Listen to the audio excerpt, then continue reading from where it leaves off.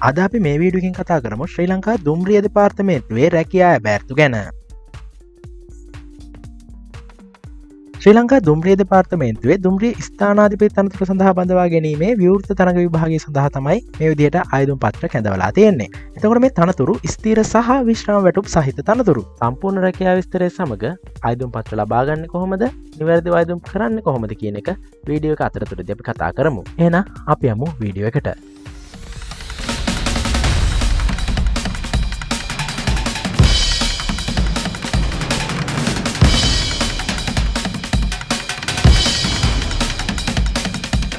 වූ රැකියා අවස්ථාව තවදුරටත් සීනයක් නොවන්නට දිනපතා අලුත් වන රැකියාව වේගවත් සහ නිවැරදිව ආයුධම් පත්‍රය සමග නොමිලේම වූ එකට.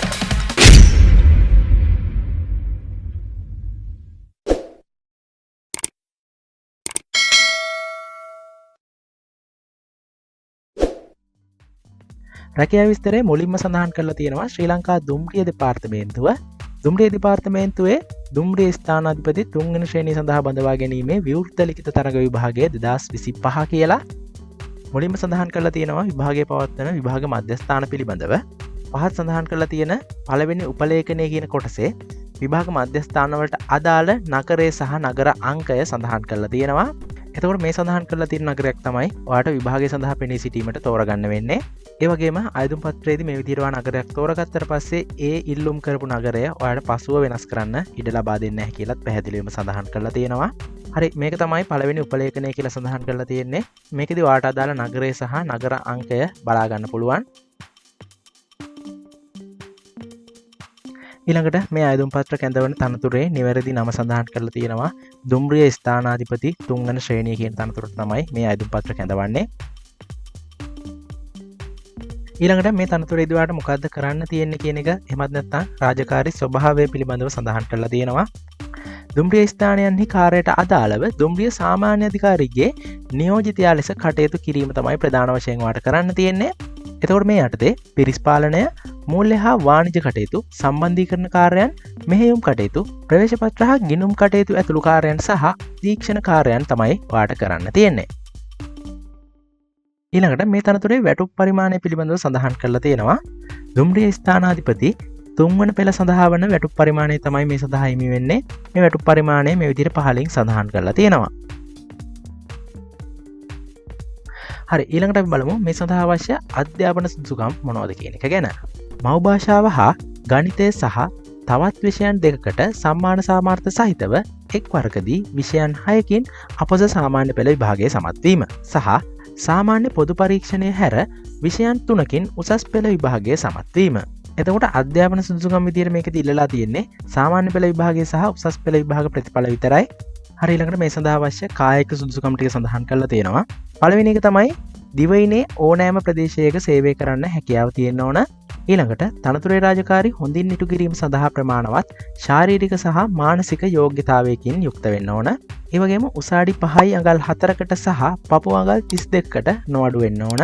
ඊළඟට පෙනීම 6යි 6 මට්ටමේ වෙන්න ඕන.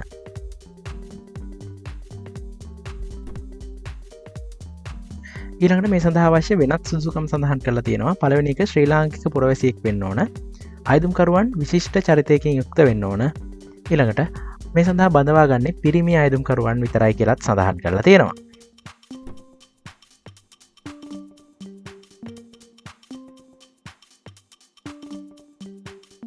ඊළඟට බඳවා ගැනීමේ ක්‍රමවේදය සඳහන් කරලා තියෙනවා.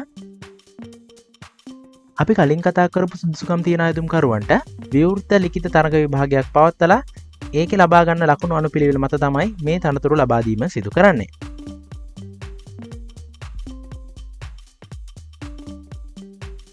ඊළඟට අපි මේ තරඟ විභාගය පිළිබඳව විස්තර කතා කරමු. මේ විභාගය පවත්වන්නේ විභාග දෙපාර්තමේන්තුව මගින්. එතකොට සාමාන්‍ය විභාගයක් පරිදිම මේ විභාගයේ නීති රීතිත් ඒ විදිහටම වළංගු වෙනවා. මේ විභාගය සිංහල සහ දෙමළ කියන භාෂා මාධ්‍ය දෙකෙන්ම පැවැත්වෙනවා. එතකොට මෙතනත් කියලා තියෙනවා ඔයා ඉල්ලුම් කරන භාෂා මාධ්‍ය පසුව වෙනස් කරන්න ඉඩ ලබා දෙන්නේ නැහැ කියලා. මේ විභාගය භාෂා හැකියාව සහ අභියෝගතා පරීක්ෂණය කියන විෂයන් දෙකකින් සමන්විත වෙනවා. ඊළඟට මේ විෂය නිර්දේශවල කෙටි පැහැදිලි කිරීමක් කරලා තියෙනවා. මුලින්ම භාෂා හැකියාව කියන ප්‍රශ්න පත්‍රය පැය එක හමාරක සහ ලකුණු 100ක ප්‍රශ්න පත්‍රයක් විදිහට තමයි ඔයාට ලැබෙන්නේ. භාෂා හැකියාව ප්‍රශ්න පත්‍රය කොටස් දෙකකින් සමන්විත වෙනවා. පළවෙනි කොටසට රචනයක් සහ සාරාංශ ලිවීම ඇතුළත් වෙනවා. එතකොට පළවෙනි කොටසේදී ඔයාගේ භාෂා හැසිරවීම පිළිබඳව තමයි පරීක්ෂා කරන්නේ. ඊළඟට දෙවෙනි කොටසේදී භාෂාව පිළිබඳව ඔයාගේ දැනුම සහ ව්‍යාකරණ පිළිබඳව දැනුම තමයි මේකෙදී පරීක්ෂා කරන්නේ. ඊළඟට තියෙන්නේ අභියෝගතා පරීක්ෂණය පිළිබඳව විස්තර. මේක පැයක සහ ලකුණු 100ක ප්‍රශ්න පත්‍රයක්. තර්කානුකූල විවරණය, විග්‍රහ ශක්තිය සහ නිවැරදිව සිද්ධි අනුමානයන්ට එළඹීමේ හැකියාව, බුද්ධිය පිළිබඳව මැනීමට තමයි මේ අභියෝගතා පරීක්ෂණය සකස් කරලා තියෙන්නේ. ඒ වගේම මේ ප්‍රශ්න පත්‍රය බහුවර්ණ ප්‍රශ්න පත්‍රයක් විදිහට තමයි ඔයාට ලැබෙන්නේ. ඉතුරු විස්තර ගැන කතා කරන්න කලින් මේ රැකියා විභාග ගැන කතා කරමු. මේ විදිහට විභාගයක් ගැසට් කරපු ගමන්ම ඔයාලට වැඩිපුර ස්පොන්සර් ඇඩ් පෙන්වන්න ගන්නවා මේවට තියෙන පන්ති ගැන. එතකොට මේ බහුතරයක් ඇඩ් වලින් දෙන අදහස තමයි මේ විභාගයේ පාස් වෙන්න ඕන නම් මේ පන්තියට සහභාගී වෙන්න කියන එක. එතකොට ඇත්තටම මේ විභාග වලට පන්ති යන්න ඕනද? මේ වීඩියෝ එකේ මේ කොටස බලන බහුතරයක් අනිවාර්යෙන් උසස් පෙළ සමත් වෙච්ච අය. එතකොට අවුරුදු 13කුත් ඉගෙනගෙන සමහර අය ඊටත් වඩා ඉගෙනගෙන මේ උසස් පෙළ වගේ අමාරු සිලබස් එකකුත් කරලා පාස් වෙලා අභියෝගතාවය සහ භාෂා හැකියාව වගේ එකට පන්ති යන්න ඕනද කියන එක ඔයාලම හිතලා බලන්න. ඒ වගේම මේක තරඟ විභාගයක් හින්දා ඔයාලට අනිත් අයත් එක්ක තරඟයක් තියෙනවා. ඒ නිසා නිකන් ඉඳලා මේක පාස් වෙයි කියලා ඔයාලා බලාපොරොත්තු වෙන්න එපා. ඒ වගේම මේක ඔයාලට තනියම වැඩ කරලා ගොඩ දාන්න පුළුවන් විභාගයක්. තනියම වැඩ කරද්දී ඔයාලට අවශ්‍ය වෙන notes, papers, ප්‍රශ්න වගේ දේවල් අපි ඔයාලට ලබා දෙන්න වෙනම WhatsApp channel එකක් හදලා තියෙනවා. ඒක සම්පූර්ණයෙන්ම නොමිලේ තමයි ඔයාලට ලබා දෙන්නේ. මේ WhatsApp channel එක හරහා free online certificate courses, රජයේ විශ්වවිද්‍යාලවලින් ඔෆර් කරන courses, ලංකාවේදී ඔයාලට කරන්න පුළුවන් free courses සහ රජයේ රැකියා විභාග වලට අවශ්‍ය සියලුම දේවල් අපි ඔයාලට ලබා දෙන්න බලාපොරොත්තු වෙනවා. මේ channel එකේ link එක අපි description එකේ දාලා තියෙනවා. ඔයාලා ගිහින් join වෙලා ඉන්න. අපි මේ වැඩේ ඉක්මනට පටන් ගමු. ඒ වගේම මේ විස්තර අවශ්‍ය වගේ යාළුවෝ ඉන්නවා නම් එයාලටත් මේ link එක share කරන්න. එහෙනම් අපි ආයෙත් අපේ රැකියාවේ විස්තර කතා කරමු. ඊළඟට තේරීමේ පටිපාටිය සඳහන් කරලා තියෙනවා. මේ එක් විෂයන් වලට 50% හෝ ඊට වැඩියෙන් ඔයා ලකුණු ලබා ගන්න ඕන. එතකොට තමයි ඔයාව සමත් කියලා සලකන්නේ. එතකොට මේ සමත් අපේක්ෂකයන් ලකුණු අනුපිළිවෙලට සකස් කරලා වැඩිම ලකුණු ලබාගත් අපේක්ෂකයන්ට තමයි මේ තනතුරු ලබා දීම සිදු කරන්නේ. ඊළඟට අයදුම් පත්‍ර සකස් කිරීම ගැන උපදෙස් ලබා දීලා තියෙනවා. මේකේ පළවෙනි කරුණ විදිහට සඳහන් කරලා තියෙන්නේ අයදුම් පත්‍රය A4 ප්‍රමාණයේ කඩදාසි වල දෙපැත්තම ප්‍රයෝජනයට ගනිමින් පිළියෙල කළ යුතුය කියලා. ඊළඟට අයදුම් පත්‍රය තම අත්තකුරින්ම සම්පූර්ණ කරන්න ඕන කියලත් සඳහන් කරලා තියෙනවා.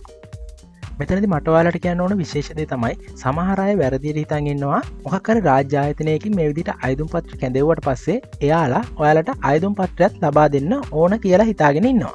සාමාන්‍යයෙන් එහෙම දෙයක් වෙන්නේ නැහැ. ගොඩක් වෙලාවට ඉදිරිපත් කරන්නේ මේ විදිහට ආදර්ශ අයදුම් පත්‍රයක් කියලා ආකෘතියක් ඔයාලට ලබා දෙනවා. අන්නේ ආකෘතියට අනුව අයදුම් පත්‍රයක් ඔයාලා විසින්ම හදාගෙන එවන්න කියලා තමයි රැකියා විස්තරේ එහෙමත් නැත්නම් ගැසට් එකේ දාන්නේ. එතකොට දැනට මේ තොරතුරු නිකුත් කරන වෙබ්සයිට් සහ කමියුනිකේෂන් වලින් මොකද කරන්නේ? මේ දීලා තියෙන ආදර්ශ අයදුම් පත්‍රයම එහෙමම ඇප්ලිකේෂන් එක විදිහට ඒක ඇල්ල වෙන් කරලා අරගෙන ඔයාලට ලබා දෙනවා. මේ තනතුරට අදාළව අයදුම් පත්‍රය සකස් වෙන්න ඕන කොහොමද කියන එක ගැන උපදෙස් ටිකක් දීලා තියෙනවා.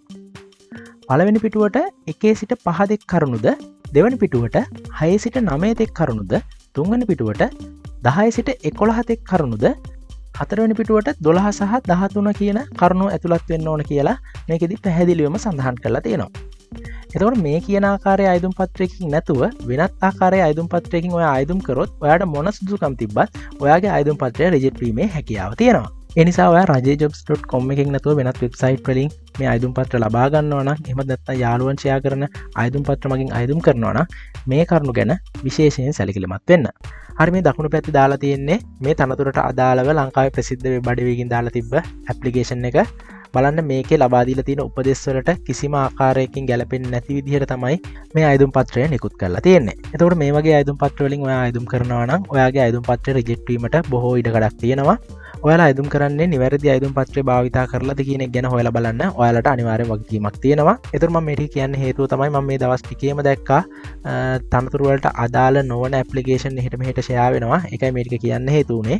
හරි ඊළඟට මෙතනත් කියලා තියෙනවා ආදර්ශ අයදුම් පදට අනුකූල නොවන සහ අසම්පූර්ණ ලෙස තොරතුරු සඳහන් කරලා තියෙන අයදුම් පත්‍ර කිසිදු දැනුම් දීමකින් තොරව ප්‍රතික්ෂේප කරනවා කියලා. ඒ වගේම ඔයා සම්පූර්ණ කරපු අයදුම් පත්‍රයේ ඡායා පිටපතක් ළඟ තබා ගැනීම ප්‍රයෝජනවත් වෙන්න පුළුවන් කියලාත් සඳහන් කරලා තියෙනවා.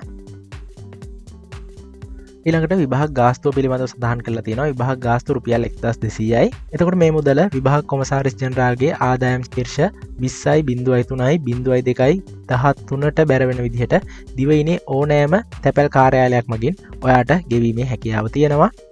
මුදල් ගෙවුවා කියලා තැපැල් කාර්යාලයෙන් නිකුත් කරන ලදුපත ඔයාගේ අයදුම් පත්‍රය අනිවාර්යෙන් අලවන්න. අයදුම් පත්‍රය දාලා එවන ලියුම් කවරේ වම්පස ඉහළ කෙළවරේ ශ්‍රී ලංකා දුම්රිය දෙපාර්තමේන්තුවේ දුම්රිය ස්ථානාධිපති තනතුරේ 3 වන ශ්‍රේණියට බඳවා ගැනීමේ විවෘත ලිඛිත තරඟ විභාගයේ 2025 කියලා සඳහන් කරන්න අමතක කරන්න එපා. ඒ වගේම ඔයා විභාගයට පෙනී සිටීමට අපේක්ෂා කරන නගරය සහ නගර අංකයත් ඒත් සමගම ඇතුළත් කරන්න. ඊළඟට ඔයාගේ අත්සන සහතික කිරීම පිළිබඳව විස්තර දාලා තියෙන්නේ. රජයේ විද්‍යාලයක විදුහල්පතිවරයෙකු, සාමදාන විනිශ්චකාරවරයෙකු, දිවුරුම් කොමසාරිස්වරයෙකු, ප්‍රසිද්ධ නෝතාරිස්වරයෙකු, ත්‍රිවිධ හමුදාවේ අධිකාරි බලයලත් නිලධාරියෙකු, පොලිස් සේවයේ ගැසට් කළ තනතුරක් දරන නිලධාරියෙකු හෝ රජයේ මාණ්ඩලික ශ්‍රේණියේ නිලධාරියෙකු මගින් ඔයාට මේ අත්සන සහතික කර ගැනීම සිදු කරගන්න පුළුවන්. දැනට රාජ්‍ය සේවයේ ඉන්න කෙනෙක් නම් තම ප්‍රධානියා හරහා මේ අත්සන සහතික කරගෙන ප්‍රධානියා හරහාම අයදුම් පත්‍රය යොමු කරන්න ඕන.